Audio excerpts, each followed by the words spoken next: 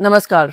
आज straight talk पे PC में एक बहुत इंपॉर्टेंट मुद्दा जो भगवान श्री राम से जुड़ा हुआ है, हमारी आस्था से जुड़ा हुआ है, हमारी भक्ति से जुड़ा हुआ है, और जब उसके साथ विश्वासघात होता है तो हर सनातनी को इस पे आवाज उठानी चाहिए। नमस्ते, मैं प्रियंका चतुर्वेदी और आज बात होगी बिना किसी लाग लपेट के, सीधी बात यानी स्ट्रेट टॉक विद पीसी। आज इस देश के करोड़ों सनातनी ठगा हुआ महसूस कर रहे हैं उस राम मंदिर के नाम पर, जिसके लिए देश की जनता ने अपनी गाढ़ी कमाई का एक एक रुपया दान कर दिया। वहां हुआ क्या है? जिस प्रभु राम को हम मर्यादा का प्रतीक मानते हैं, उनके ही दरबार में आस्था की सबसे बड़ी डकैती डाल दी गई है। और सबसे शर्मनाक बात जानते हैं क्या है? जो राजनीतिक दल प्रभु राम के नाम पर वोट मांगकर सत्ता की मलाई चाट रहा है, उसकी नाक के नीचे करोड़ों रुपयों का घोटाला हो गया और उनको पता भी नहीं चला, या पता था और चुप रहे और आंखें मूंद ली।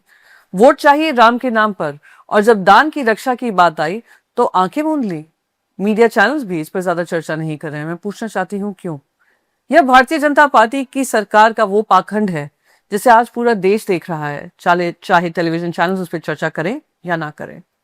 आइए आपको तथ्यों और जो एसआईटी की रिपोर्ट के माध्यम से कुछ खबरें आ रही हैं और जो आंकड़े बता रहे हैं वे उसके बारे में थोड़ा संज्ञान देती हूँ।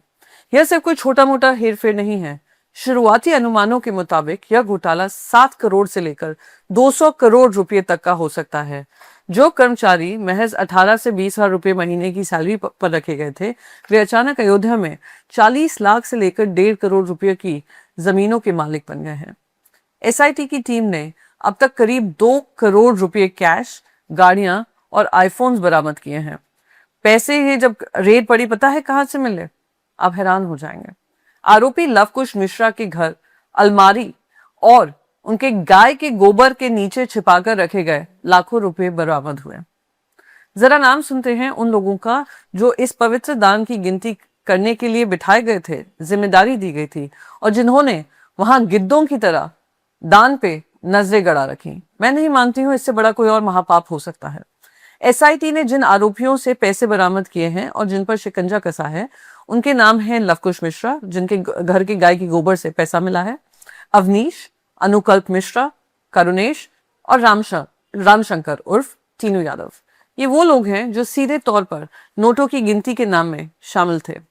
सिर्फ यही नहीं, मंदिर के सेवादार कृष्णा देव तिवारी की भूमिका भी जांच के दायरे में है, जिनके ऊपर बेहद कीमती आभूषणों और चांदी की ईंटों को गायब होने को लेकर सवाल उठ रहे हैं। ये भी कहा जा रहा है भगवान श्री राम की माला जो है वो भी गायब है और उनके चरण पादुका भी गायब है। ट्रस्ट के अधिकारी गोपाल राव के भतीजे सोमेश आनंद का फोन स्विच ऑफ है और वो भी फरार है। और इस चोरी का अंजाम कैसे दिया गया? एक सोची समझी साजिश के तहत ही। कोई छोटी चोरी नहीं है, साजिश है। एसआईटी की जांच कहती है कि जहां पैसों की गिनती होती थी, वहां सीसीटीवी कैमरों के साथ छेड़छाड़ की गई।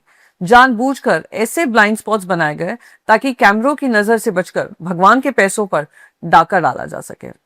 सोचिए, जब 2025 में महाकुंभ के दौरान देश के कोने कोने से हर दिन 10 लाख श्रद्धालु आ रहे थे, अपनी आस्था से गुल्लक भर रहे थे, तब ये लोग अयोध्या में कैमरे घुमाकर भगवान का माल साफ कर रहे थे।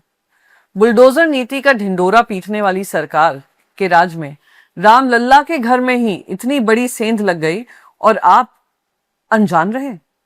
आज देश की जनता पूछ रही है और कह रही है, हे राम, ये कैसा राज है? चुनाव जीतने के लिए तो आपने हर मंच से जय श्री राम के नारे लगाए, हर पोस्टर पर राम मंदिर की फोटो छापी, लेकिन जब उसी मंदिर के खजाने के लुटेरों से बचाने की बात आई तो आपकी सरकार और आपकी प्रशासन सोता रहा। क्या इसी राम राज्य का वादा आपने जनता से किया था? आज ही के अखबार में एक रिपोर्ट आई है जो बताती है कि एक ऑडिट फर्म ने कहा था, 2020 में कहा था कि यहाँ पे बहुत सारे लूपहोल्स हैं और उसको पुख्ता करना जरूरी है। एक एसओपी भी दिया था, पर उन्होंने उसकी भी अनदेखी कर दी। विपक्ष के नेता अखिलेश यादव जी सुप्रीम कोर्ट की निगरानी में जांच की मांग कर रहे हैं, क्योंकि वो जानते हैं इस पाखंडी सरकार की बनाई हुई एसआईटी पर अब जनता का भरोसा नहीं रहा। इस देश के हर उस गरीब माँ बाप को जवाब दीजिए जिसने अपनी बेटियों की शादी का पैसा काटकर राम मंदिर को भेजा था। उस बुजुर्ग को जवाब दीजिए जिसने अपने पेंशन का हिस्सा प्रभु श्री राम के चरणों में डाला था।